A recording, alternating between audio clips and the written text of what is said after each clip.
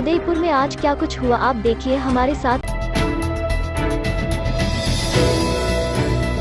उदयपुर के भींदर कस्बे के हिता गांव में बीती रात एक युवक कुल्हाड़ी लेकर कुएं में उतर गया। बताया जा रहा है कि युवक मानसिक परेशान था, जिसके चलते उसने इस तरह का कदम उठाया। बाद में ग्रामीणों ने युवक को बाहर निकालने का खूब प्रयास भी किया, उसे बाहर आने के लिए रस्सी भी दी, लेकिन वह बाहर नहीं आया। ऐसे में उसके पास कुल्हाड़ी होने के चलते कुएं में उतरने के लिए कोई तैयार भी नहीं था। बाद में सूचना मिलने पर पुलिस मौके पर पहुंची और सिविल डिफेंस टीम को सूचना दी। सूचना पर सिविल डिफेंस टीम मौके पर पहुंची और कुएं से युवक बाहर निकालने के रेस्क्यू शुरू किया, जिसके बाद युवक बाहर निकल आया। इसके बाद सभी ने राहत की सांस ली।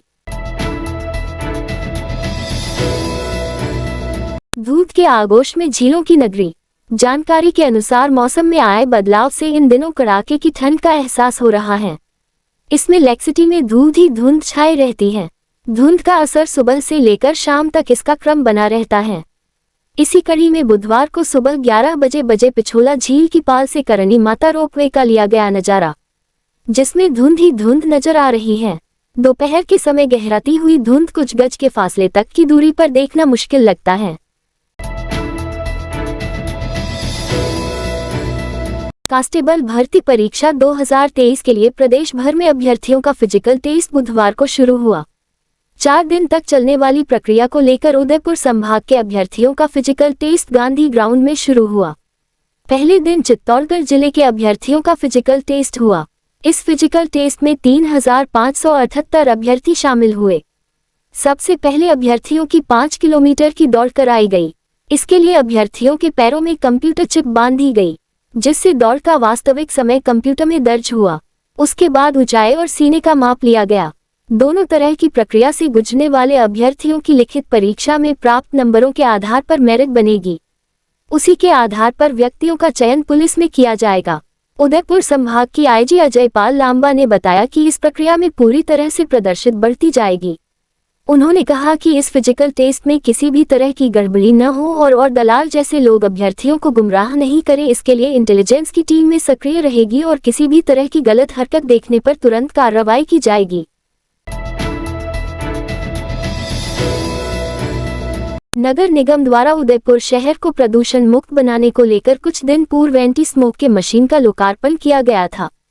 इसके बाद एंटी स्मोक मशीन शहर में विभिन्न स्थानों पर घूमकर पानी का छिड़काव कर धुएं और प्रदूषण को कम करने का काम कर रही है। शहर में इस तरह मशीन से पानी का छिड़काव देखकर वाहनधारी एक बार अचंभित हो गए। लोगों ने बताया कि अचानक पानी के छिड़काव से दुपहिया वाहन चालकों को काफी समस्याओं का सामना करना पड़ता है। नगर निगम परिसर में इन दिनों वूलन मार्केट में जमकर खरीदारी का दौर जारी है। हालांकि यहां के व्यापारियों ने फिक्स रेट तय कर रखी है, लेकिन ग्राहक भाव को तोड़ने पर तुले हुए। व्यापारियों ने बताया कि गत वर्ष की तुलना में इस वर्ष ज्यादा अच्छी बिक्री हुई है, ऐसे में अतिरिक्त माल मंगवाना पड़ा है। बड़ी से शिल्पग्राम की ओर जाने वाली सड़क मार्ग के बॉटलनेक को प्रशासन ने चौड़ा किया। जानकारी के अनुसार लंबे समय से शिल्पग्राम जाने के लिए यह मार्ग काफी सकरा व बोतलनेक बना हुआ था। विगत दिनों प्रशासन ने दोनों छोरों के जमीन मालिकों से मिलकर जमीन का हिस्सा सड़क मार्ग में मिलाने पर राजी किया। तत्पश्चात सड़क को चौड़ा करने की कार्रवाई की गई। इसे चौड़ा करने का कार्य इन दिनों चल रहा है। शिल्पग्राम में कच्ची घोड़ी लोक नृत्य की धूम मची हुई है। जानकारी के अनुसार गांव हवाला के पश्चिम सांस्कृतिक केंद्र के शिल्पग्राम में इन दिनों 10 दिवसीय शिल्पग्राम महोत्सव चल रहा है। इस महोत्सव में भारतवर्ष के कई राज्यों के लोक कलाकार अपनी अपनी कला की लोक प्रस्तुति दे रहे हैं। इसी कड़ी में बुधवार को शिल्पग्राम के मुख्य द्वार के चौपाल पर बूंदी जिले के आए हुए लोक कलाकार के 12 सदस्यों की टीम अपना पारंपरिक लोक नृत्य कच्ची घोड़ी की प्रस्तुति दे रहे हैं, जो शिल्पग्राम में आने वाले सैलानियों के आकर्षण का केंद्र बनी हुई है। इनके लोक नृत्य पर उपस्थित सैलानी ताल से ताल मिलाकर नृत्य कर रहे हैं। शहर की बाहरी आबादी क्षेत्र में समय समय पर कचरा संग्रहण नहीं होने के कारण कॉलोनी के मुहानों पर जगह जगह गंदगी के ढेर लगे हैं। गंदगी से उठने दुर्गंध से लोग परेशान हैं। उदयपुर अहमदाबाद नेशनल हाईवे 48 पर देर रात भीषण सड़क हादसे में एक ट्रेलर ने 2 बाइक सवार युवकों को कुचल दिया।